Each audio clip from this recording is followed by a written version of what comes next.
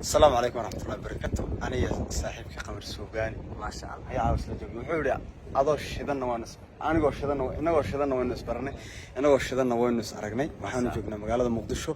ويلو إيريد وحنا جبنا حمر وين سمول وهابين وحل الدم ست مول بنجبنا نيو حنكو يدين يا بيت كلا يقف فانس كلا صاحب برضه فريند اسمه كنا فيسبوك عادي فيسبوك عادي ها لكن بيش كان لقى فاهم صيف يعني وايو من هذا البني waxaan jeclahay inaan markaan wax qabanayo inaan ficil sameeyo oo wax qabto لكن ma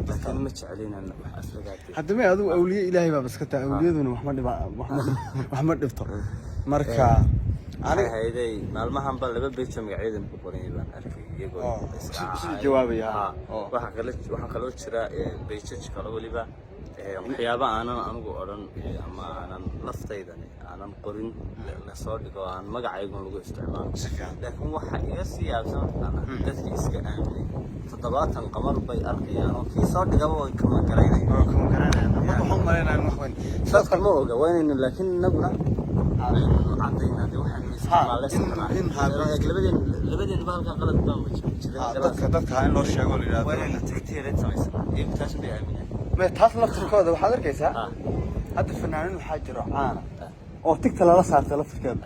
marka gaalada laftirkeeda meel dhaxay nagu hayaan ma sidii karaa ana beeshka la rahay naga dacayaan wallahi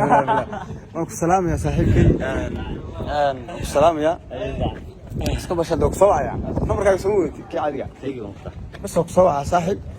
ay guuleyso iska basha baladka hawshaada ay caawa waxaan wada joognaa saaxiibkay qamar suugaani baan sikadiisa isku aragnay goobtaan u joogno waa magaalada muqdisho caasimadda Soomaaliya dabcan hada sida aad arkayseen qamar suugaani uu hadda iminka afkiisa idinka sheegay beejidka la isticmaalayo oo lagu isticmaalayo magaciisa iyo magacayga waa inta badan beejid iska been abuur ah oo dad kale isticmaalayaan ayaga oo yaani ka dhigay dadkii iska lahaynaan anagu nahay arrintaas marka sida hadda qamar diin cadeey anigana aan diin cadeynayo waxa weeyaan mid maartay wax kama jiraan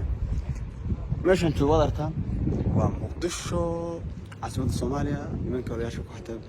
xagaas inta tagayeen habeen weeye waa xilli dambe magaaladuna jooggeedu aad u qurux badan yahay oo mooralka dhismayaashan qurux badan oo jeedaan waa magaalada muqdisho